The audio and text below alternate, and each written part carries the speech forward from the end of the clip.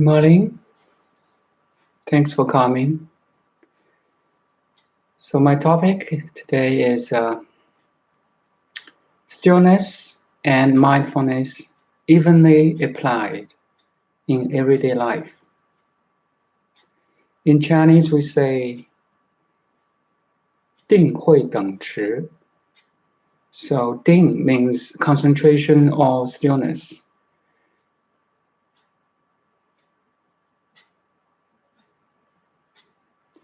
Yeah, thank you, Kristen. And Miss San too.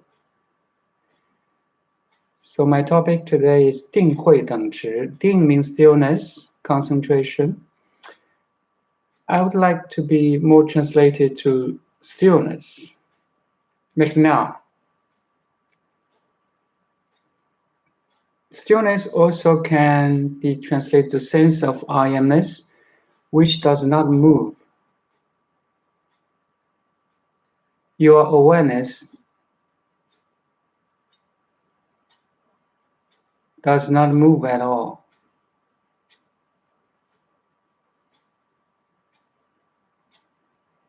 Right? So this is about stillness. If I use concentration normally you need object to concentrate on. But this concentration more like you concentrate on the awareness itself.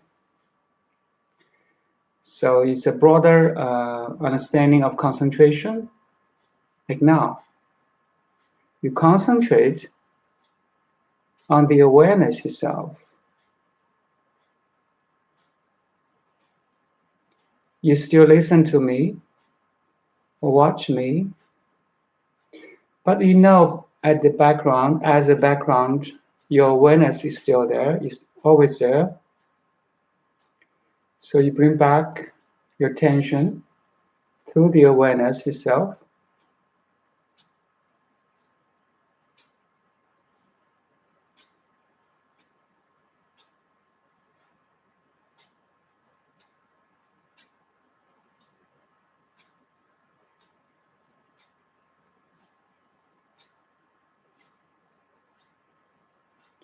So this is the stillness or concentration on the awareness itself.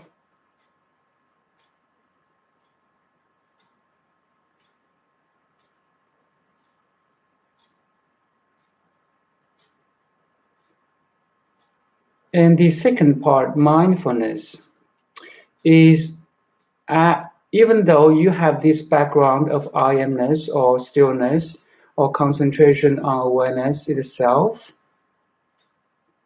you still have the power of observation.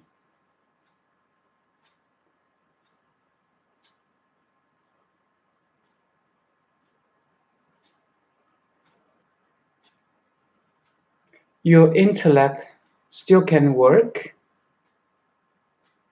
like you can see my image, right? You can listen to my voice.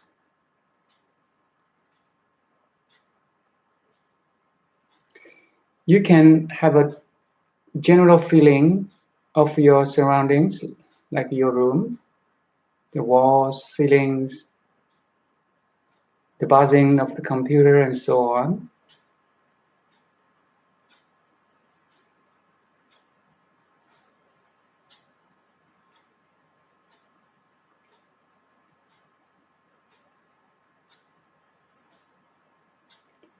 Basically, you're mindful of everything inside of you and outside of you.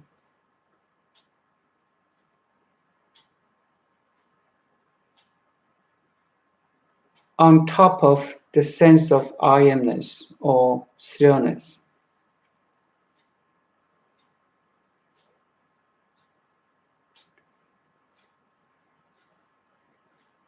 So, as a practitioner of awakening, you should apply evenly stillness and mindfulness in your everyday life.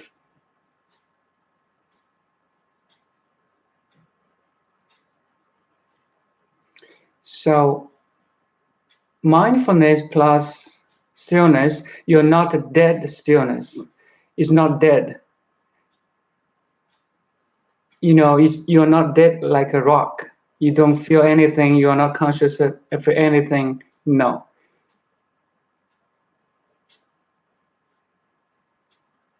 You're alive stillness. Okay?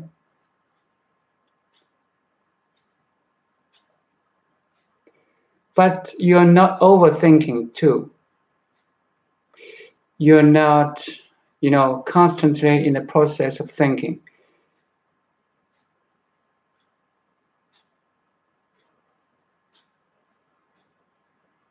Like now, you can still, you can be still. You can consciously choose to be still, not thinking.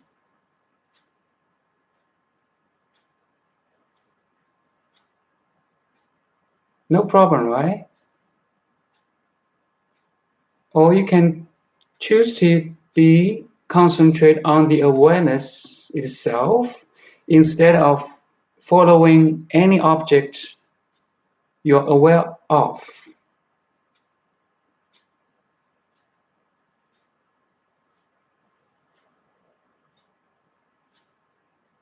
I give you an example now. So I'm waving my hands here.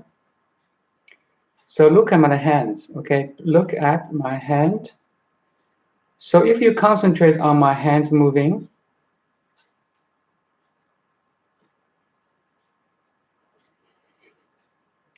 so I have, at the same time, I feel my hands movement, okay? That's 1 point concentration. Now please do it right now. I'm moving my hands, and also you're watching my hands moving. 1 pointed concentration. But now the more powerful thing is you can choose not to concentrate. Even though you're still looking at my hands, I'm still moving my hand, but you back to the stillness, back to the awareness yourself. Do it right now.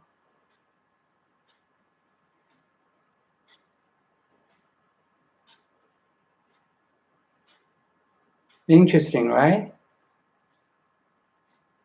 So you're still watching or feeling my hands are moving on your screen, but you don't concentrate there. You choose consciously back to your awareness yourself. That's called a conscious stillness, okay? Everything moves around you, spins.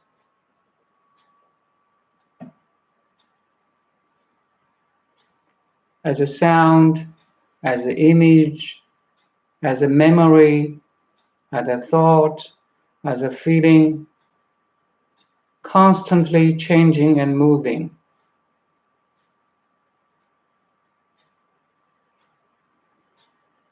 No one can step in the same river twice.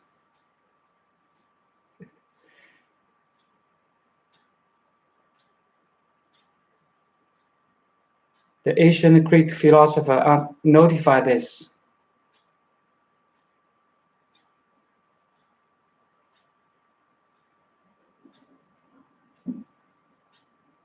You must be still enough to notify every movement, every frequency in your body-mind.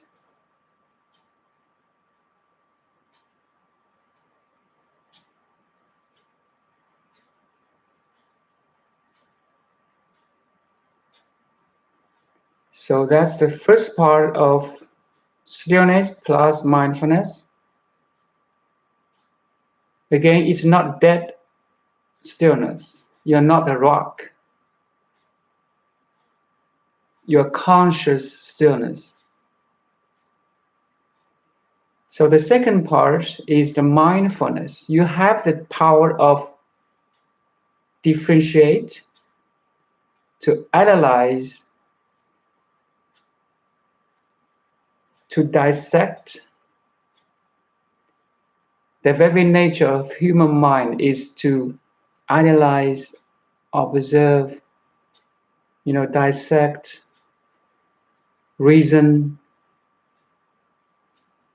conclude. So you have that power still, but on top of the stillness.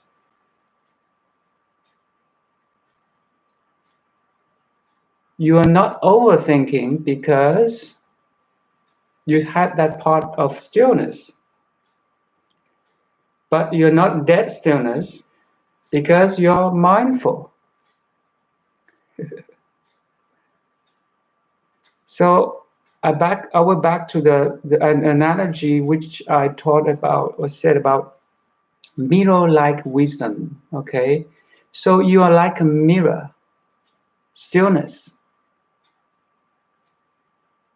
But you know every reflection in your mirror-like stillness. You notice my voice now. You can connect to your body feelings, the energy flow in your body. You can memorize what you ate, what you ate, had last supper, last night.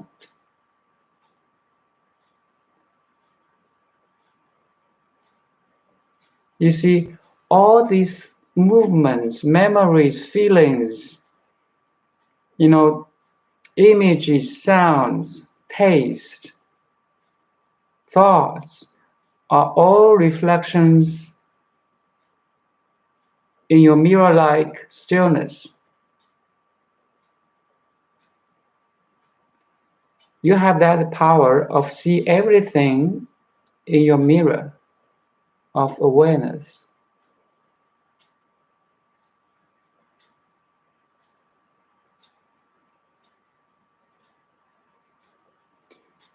You are learning, you are studying, you're observing every behavior, every phenomena, every object, movements, sounds in your awareness. Wow.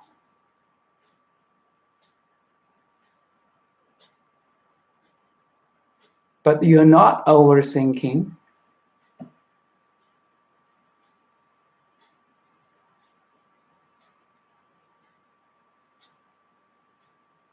You're not a stiff attachment.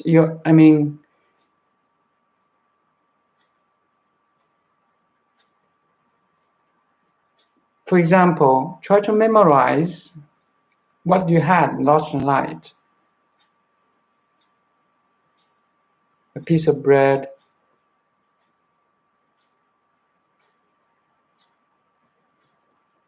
some meat or veggie, right?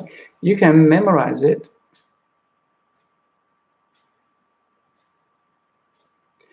But also you can back to the stillness and let it go.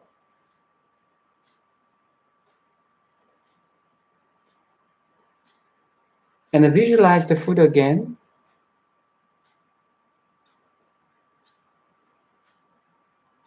And let it go. So, did you see that? Have you seen that power of letting go? It's a stillness on the mindfulness. You can grasp it, memorize it, judge, analyze everything, but you're not attached to it, hold it tight. You have that flexibility, like ease.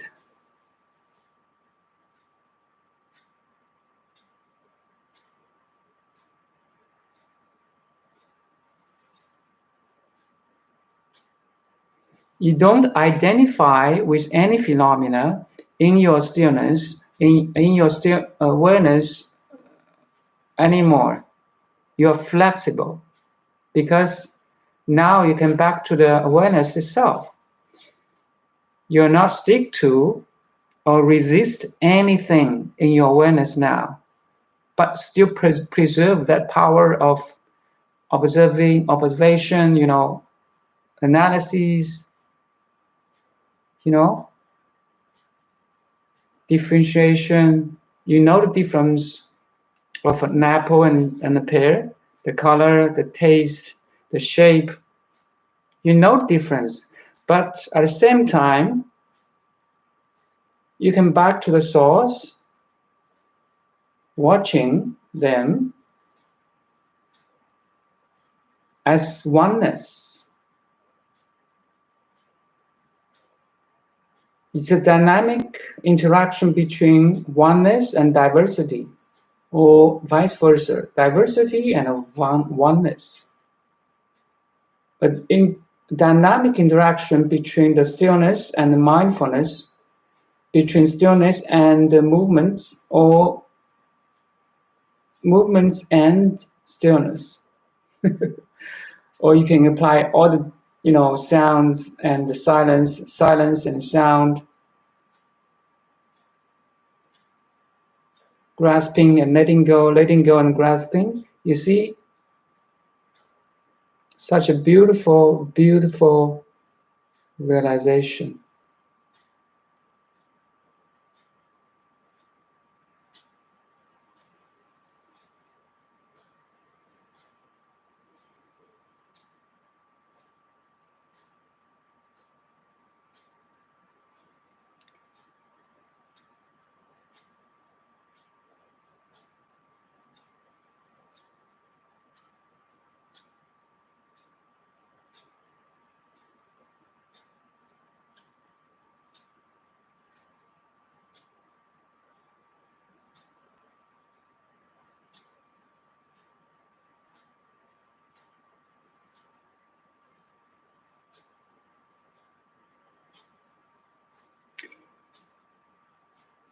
Do you mean that the two are one? Yes. It's basically who we are. You see,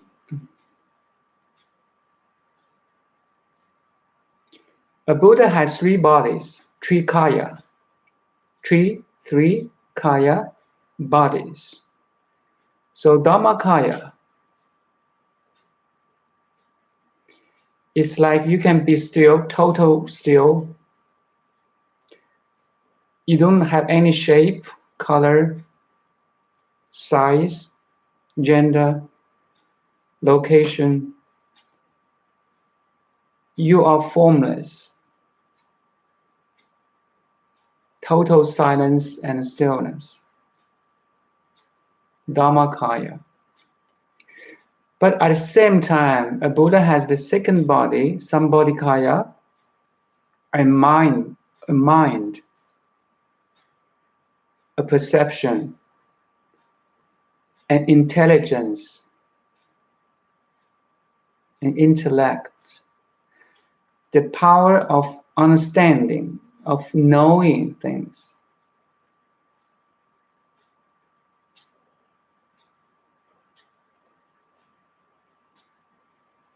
And the third body is a physical manifestation, as a form, as a sound, as an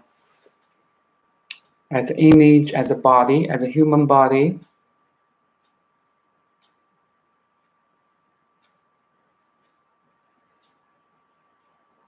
You can understand it's one thing. It's a two sides of one coin. And it's a given nature of every human being. It's a born nature.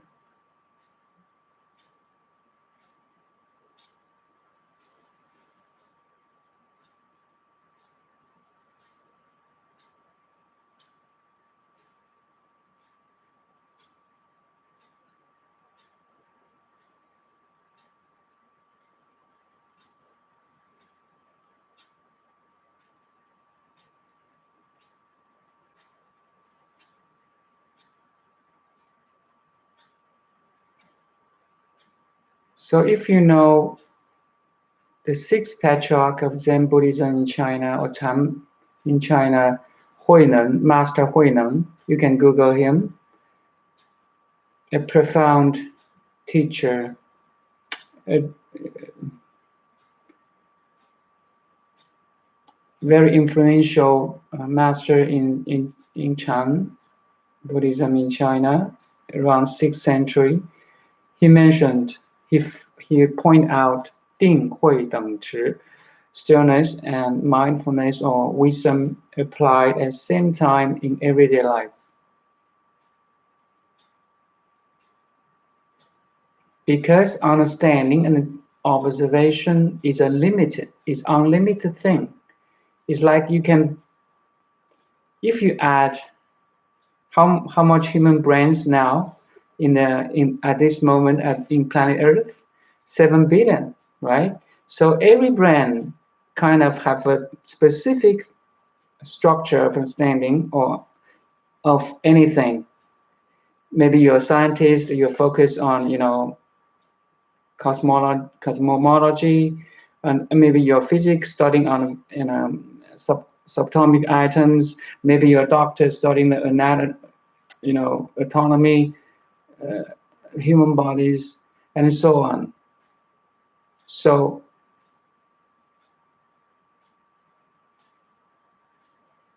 the contents of studying of observation is infinite.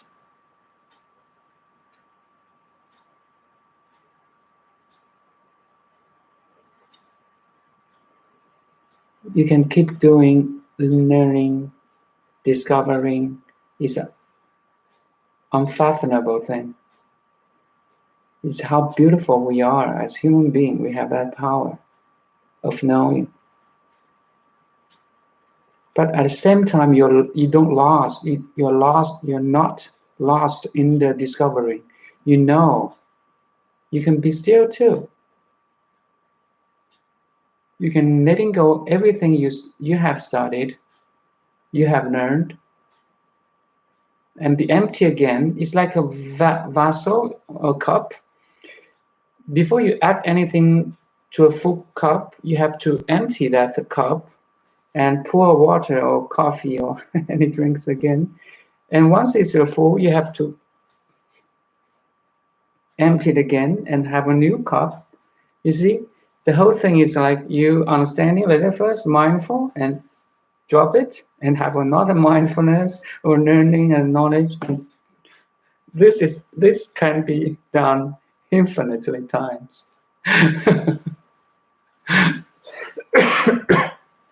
And this universal unified field has infinite possibility too.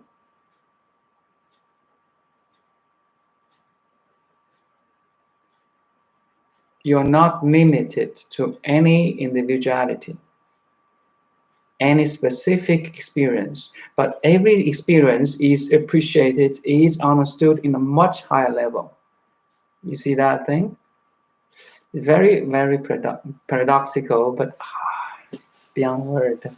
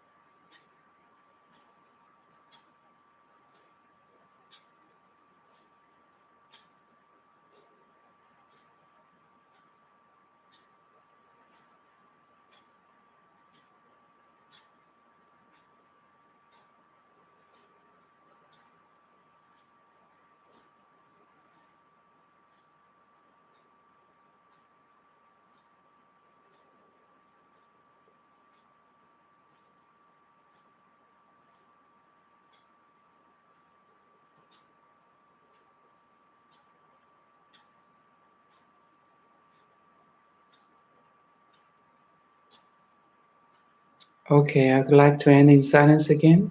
1 or 2 minutes silence.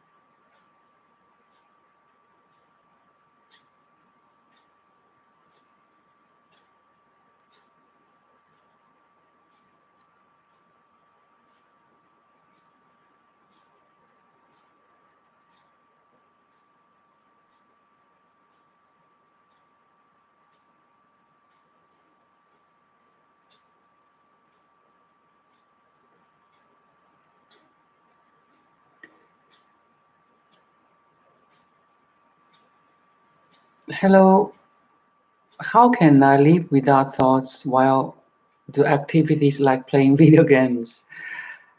Um, so think the power of thinking or mindfulness is a tool or is a gift as a human being. So don't think it's a burden. It seems like a burden because you cannot put it aside. That's the only thing. It took 3 million years of evolution, maybe more. I mean, from a chimpanzee to a human. So it's a gift from Mother Nature.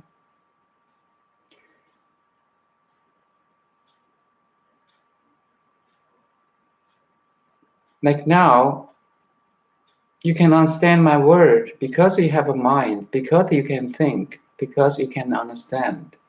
It's an absolute gift. The only thing is, for most of people, they cannot put thinking as a side. They cannot let go.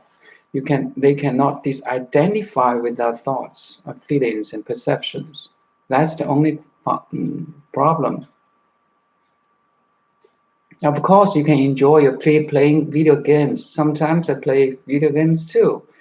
So you don't lost like you are totally in the playing game. You're mindful of playing everything. I mean, every character, every buttons, and so on. You are using your six senses, including the thinking, to play, to have fun.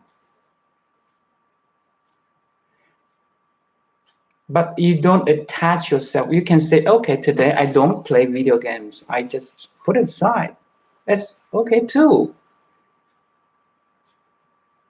You don't have addiction to playing games. You see the power of letting go of everything, just be. But that power of just be also helps you enjoy everyday experience in your everyday life. You can evolve with a relationship more, love your partner more, you can care your kids more, love animals more, because now you have much bigger, greater, and clearer understanding of everything, every no thing. And think the power of thinking is also as an object in your awareness now. It's a tool to understand, to enjoy. But you don't identify with the thinking, with the memory.